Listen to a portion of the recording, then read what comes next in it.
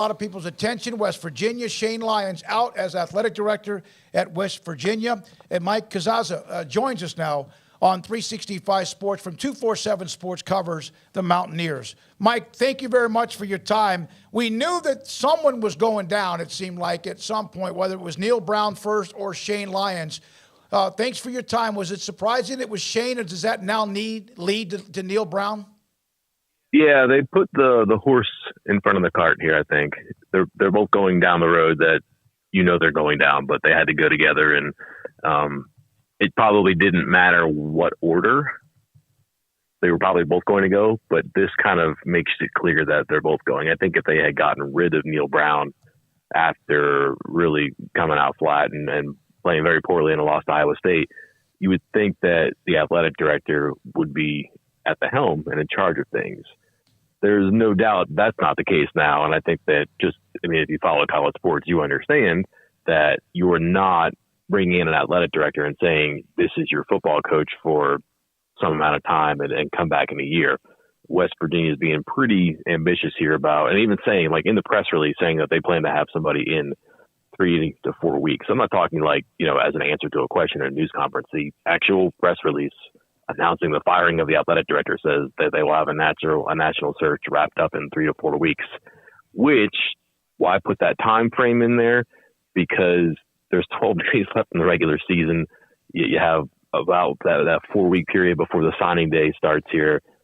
They're moving here to do something, which is probably a double barrel kind of a thing where athletic director out, athletic director in, and that athletic director, I would imagine, part of the interviewing or vetting process would be, hey, by the way, what would you do about replacing Neal Brown and make the best answer win?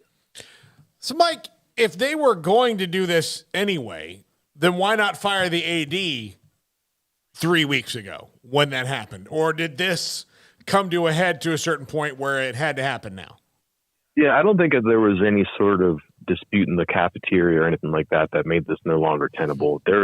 They started 0-2 for the first time in 43 years, and that is fresh off a contract extension in between Brown's second and third season. So right about a year at that point, they'd been on this extension that frankly didn't make sense. They were 5-7 and then 6-4, but I think people really wanted Brown to succeed and liked him and thought that he was going to be a good fit. And everybody celebrated the hire and eventually came around to believe that this isn't working out because maybe he's not great at coaching, maybe a great person, but those are two different things. The fact that Lyons was in charge of the hiring had some goodwill attached to it, that expires when your team doesn't win. And when all of a sudden you realize that maybe you can't make a change because you attached a very one-sided buyout to the contract that maybe you can't get out from under, people get mad. And then when that $16.7 million is hanging above your head and you can't do anything and your football team continues to gravitate toward the bottom of the conference, people get really mad.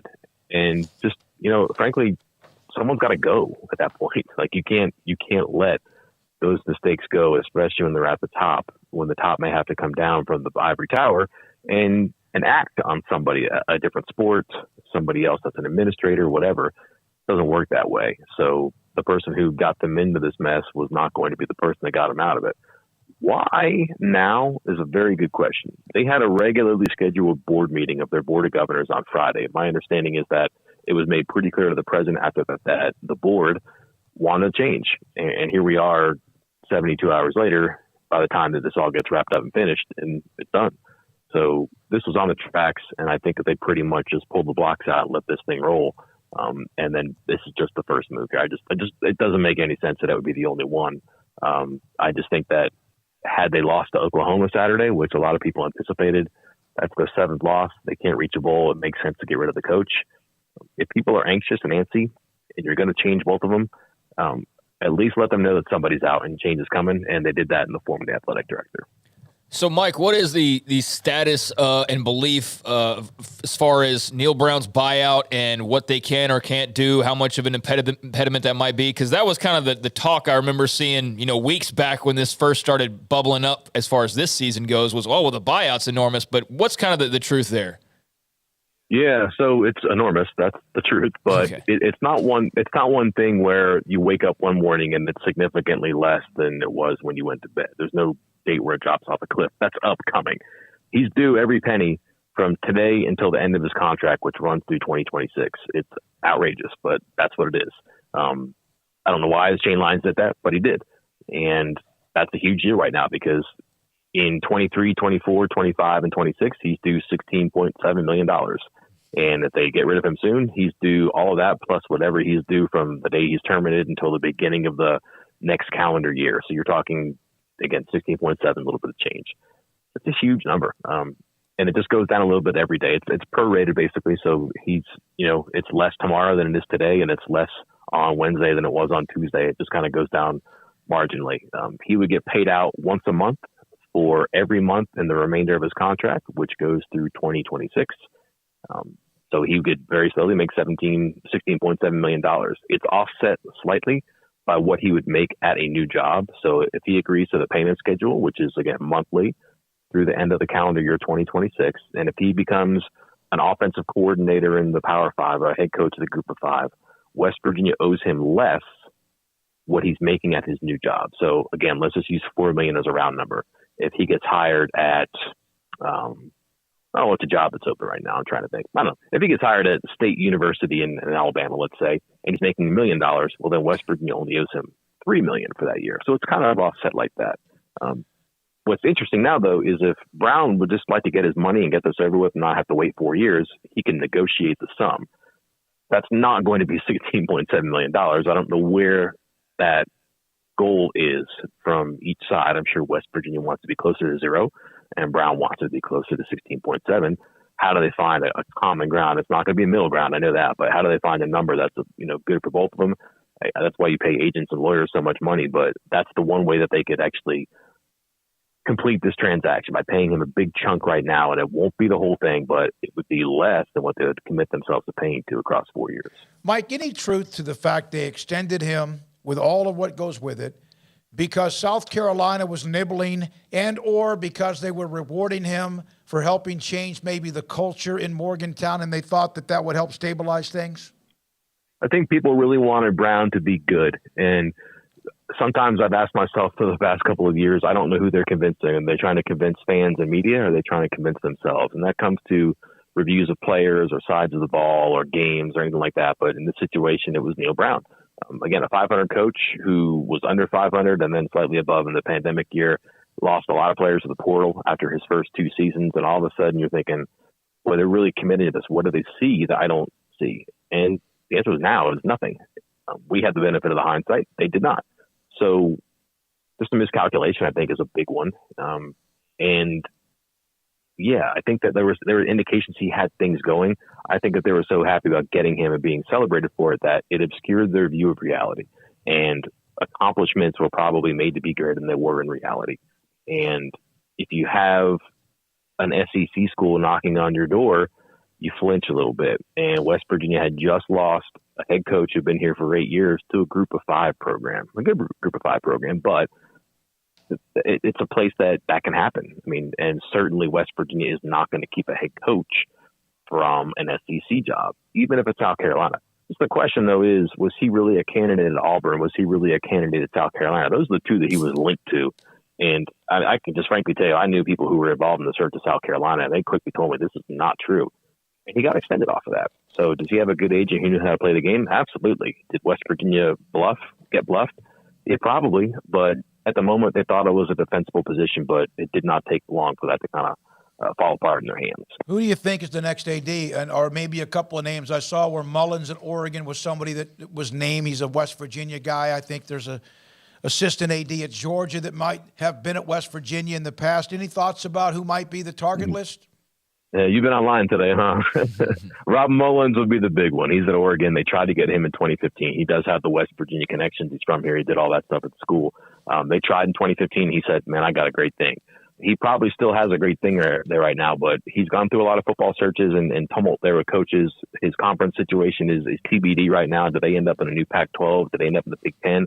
Don't know. He's got it pretty good, but you have a lot fewer worries here. So that would be interesting. Oliver Luck would be a guy that I think would be an interesting name just as a comeback, and maybe he just comes in again for a short amount of time and fixes things, which is last time. Got them out of the Big East and the Big 12, fixed their football situation. similar things have to happen here with football, with how the sun sets on Bob Huggins' career, so on and so forth. I just don't think that he wants to do that. I think he's very happy doing what he's doing now. People have told me that it would be very surprising if he left a life that he's cultivated now to do something he did before and grew out of. And then from there, it's other names. You mentioned Georgia. That's Kevin Miller. He was like a young, ambitious fundraiser here. He's got it going very well at fundraising at Georgia. No offense to Kevin, who I know and like, but it's very easy there, I'm sure. Can he make it work as the athletic director here? I don't know. Kelly Zinn was Shane's deputy here. She left for the job at LSU in the off season. She's been there for a while. I don't know that she's been there for so long that she suddenly learned a whole lot of things that people maybe wanted her to acquire as some sort of apprenticeship as the deputy at LSU, that all of a sudden it makes sense. Like, okay, she went off and she's learned so much, she's better to come back now. That probably doesn't exist quite yet. And she's very close to Lyons and Brown too. I think people might be slow to embrace that. There is Whit Babcock, who is, again, similar, attaches to the university. Having been here before as a fundraiser way back when Rich was here. Rich Rodriguez worked in Missouri, was the AD at Cincinnati, and has been at Virginia Tech for a couple of years. Could he do it?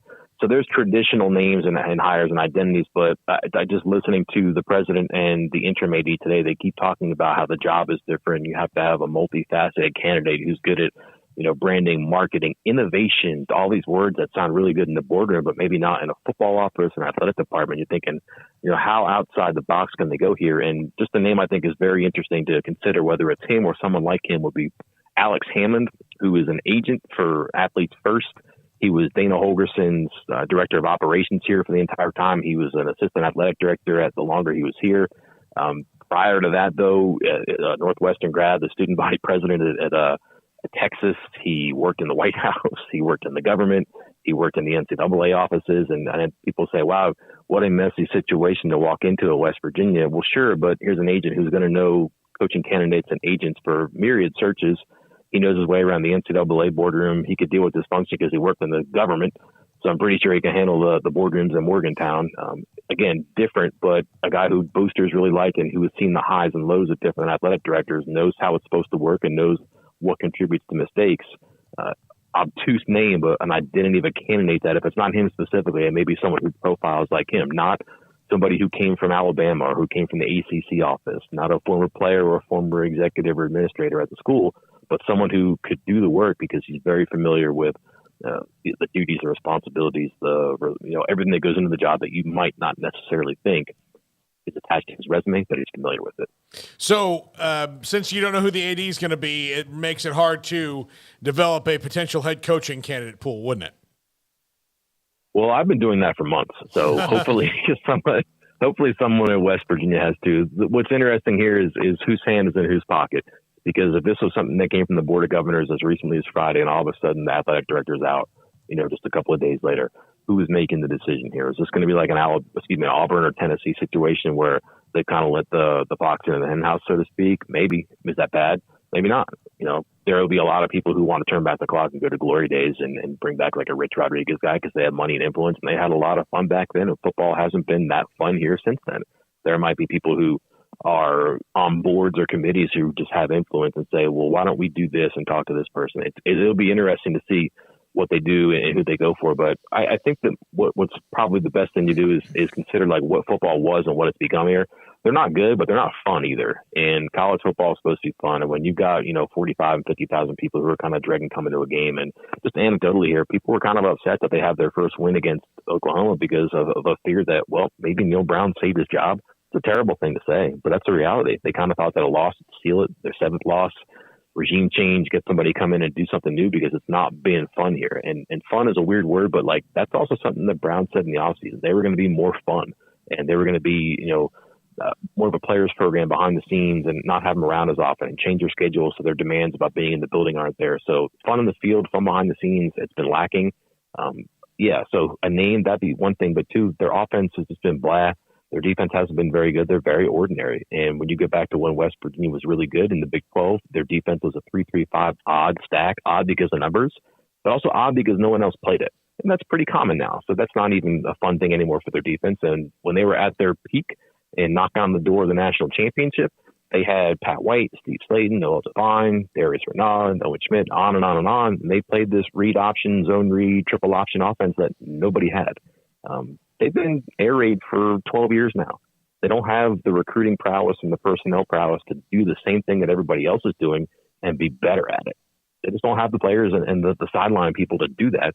Why are they trying to do it? I would be interested in seeing who they hire, but I would be really interested in seeing how they're going to play offensively and defensively to be different and dynamic and thus more fun and more influential again. Mike, I asked around to who we should get in touch with today. We have, of course, had some of those who do the games, Jed and obviously Tony, but I'm glad we got you, man. Good stuff. Great insight. Fantastic, in fact. Thanks for your time. Well, thanks to Jed for propping me up. I'll owe him one, but don't let him know that, okay? I will never repeat that until I text him in 5 minutes. Thanks for your time. Mike Casazza, great segment on West Virginia, the change at AD and what it might mean. Yeah, he explained it all